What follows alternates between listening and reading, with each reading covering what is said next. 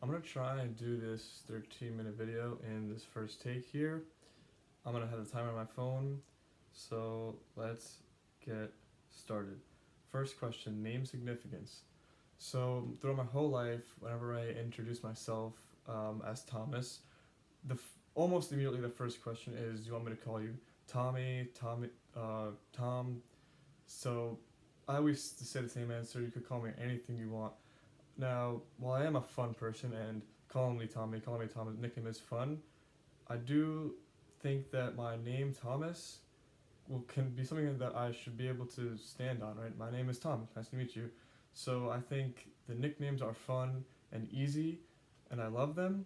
But sometimes I prefer just my full name because it's who I am. That defines me. Okay, next one. So my thoughts on the Speak as Your Prime logo. You did talk about it. The professor did talk about it in that interview with I forgot that girl's name.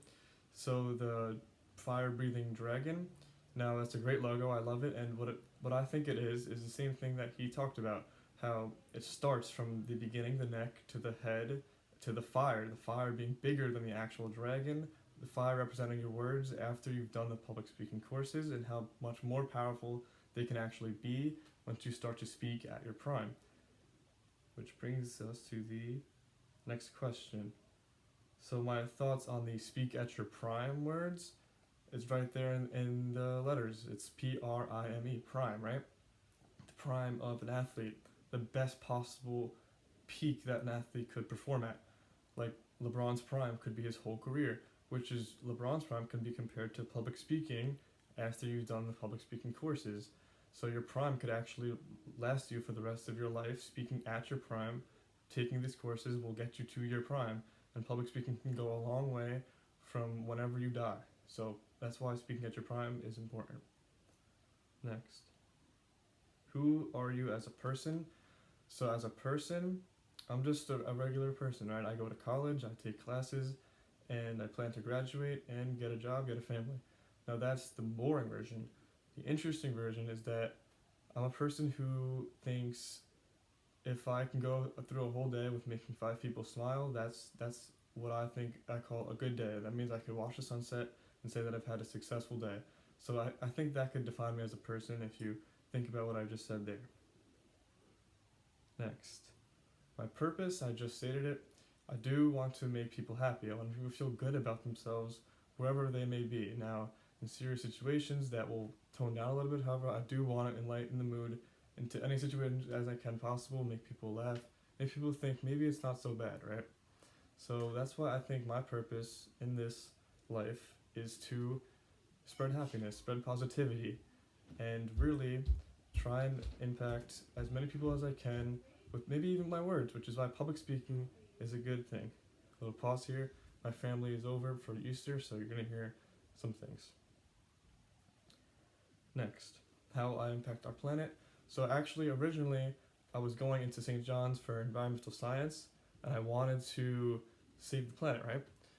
However, I realized that there are not really that many jobs in this major, in this degree, so I switched to biology. However, that does not mean that I still do have a passion for the environment. So I do try to impact it and save our planet. Now, as far as the people on the planet, I mentioned that earlier. I want to spread happiness, spread positivity. Okay.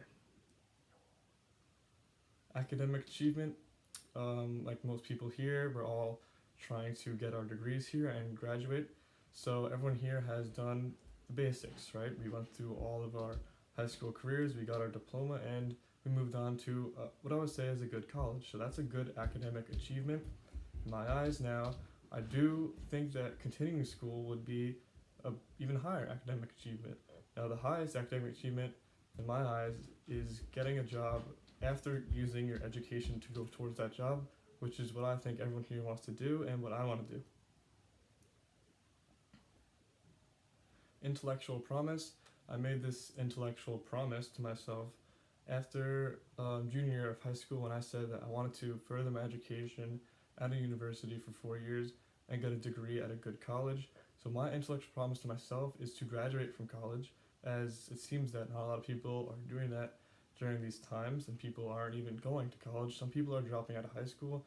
I think that it's important to get as much information as you can in this growing world, society, technology, all that stuff. So you want to have as much information in that brain of yours as you can to be successful. Next, quality of writing. I love writing. I don't love writing notes, but I do like just writing in general because it really lets my thoughts go through the processes as my pen hits the paper, my pencil hits the paper. Now my quality of handwriting, that's another story. It's terrible, I think, in my opinion, some of the worst handwriting people will ever see in their lives. However, the actual quality of the words, now I think that's the most important. As also public speaking, the words are important, which is why we have to speak at a prime, and I think that I can write at my prime also. Next, creative original thought. I did not take the creative writing course that was available at our high schools. However, I think I should have at this point because I do realize that creative writing is an art, right? It's your thoughts hitting a paper, which can be very interesting. It could lead to new ideas. It could lead to new purposes that you find in yourself. So the creative original thought doesn't have to actually be writing though, but I think the thinking part of it, of the writing, is what that class is about, right? Expanding your mind, expanding what your interest can possibly be about, and maybe creating stories, right? That's how most authors become successful, from their original thoughts. Next, productive class discussion. Now, I am a very shy person when it comes to classes, but that's only because my confidence in my answers and what I think about the class is very low in most classes. Now, I will take you back to a time, freshman year, fall semester, where we took a philosophy class, and I think I provided some of my best discussions in that class because I was reading the material and I found it very interesting to talk about because there is a lot of stuff that relates to current today's society in those books by Aristotle and all that stuff. Respect accorded by faculty. Now I am starting a summer job this summer, so this will probably be more prominent in that with the faculty point. However, my thoughts on that question, the faculty question, is that you should respect anyone, co-workers, classmates, teachers, family members, random people. Now, faculty is important because it shows who you are as a worker, as an employee to the employers. Now, respect goes a long way in any situation, especially the work environment. Next, disciplined work habits.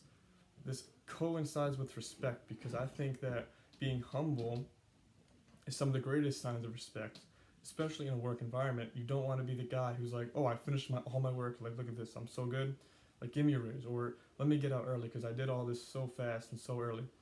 Now, that's why I think to be disciplined in anything you do, in training, in working and studying, is most important because there's always a higher point in all those things I mentioned. Maturity.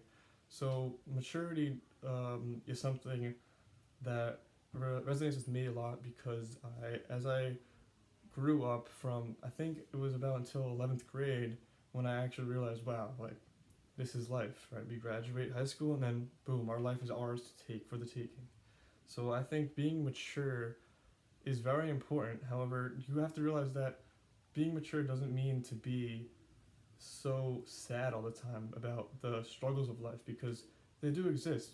So it is mature to think about that, but it's also mature to realize that there's more to life than the boring parts, right? You should enjoy every day and drink in every sunset. Motivation is a very big word for me because when every day I wake up, I try to find motivation in anything I could do. Now, it's kind of been hard for me because I'm still struggling on what I want to be, really. I do want to stay in the science field, so what motivates me is how can I help people in this science field? Now, I could go into medical, that can motivate me to become a doctor, become a PA, to become a researcher for new diseases, right?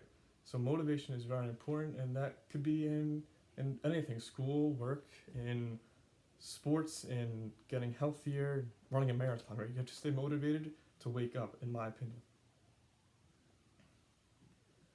Leadership. Leadership. There was a leadership course at our high school, and I never took it, but the kids that took it, I think they really benefited from it. Now, again, I wish I could go back in time and take that course. That's just because leadership in any situation, any work situation, is very important. You want to show that you have the qualities of a good leader to lead a team meeting, to lead even a coworker, to show that you can motivate a group of people or motivate someone to be better than who they think they are, which is worse. So leadership is a very important quality, and I hope to get a better leadership quality. Integrity. Now, integrity is important to me because I think honesty and having good goals in life is perfect when you are going throughout college and growing as a person. You have to always be honest with yourself and with your peers and with your teachers, with your family, because there's no point in lying, right? There's no benefit to that. So being integrity and having integrity is really who everyone should try to be, who should strive to be. Reaction to setbacks. Now, I've had many setbacks in my life, so I think that at first, I get angry at them. I may struggle for a week and be like, dang, I really should do this, or I should have did that, or I messed up. But then you have to realize that there's always success after that failure. You will get setback in life. Everyone gets setback in life. I mean, you could look at the most successful people and see how they started out. Everyone faces setbacks. It's just you have to push through it, right? It doesn't matter how hard you get hit. It matters how if you can get hit and keep moving forward. You know that quote. Concern for others. This is also very important for me. I notice that a lot. But this one is super, super important because my concern for others is something that I think about every day. It's how do I make people feel? How can I make people feel that I made feel bad, make people feel good now? So I try to keep people and have empathy in anyone I talk to. This could be friends and family, or this could be random people. This could be classmates, teachers, whatever I say to them, which is why also words are super important, right?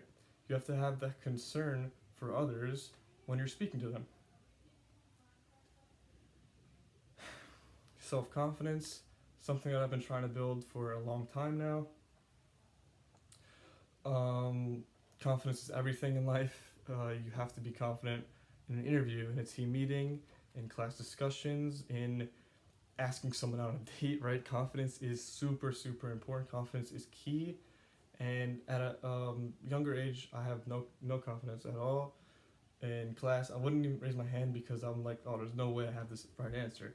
Now that grows as a person, you start to realize it's okay to be wrong, but most of the time, you're going to be right, with your confidence.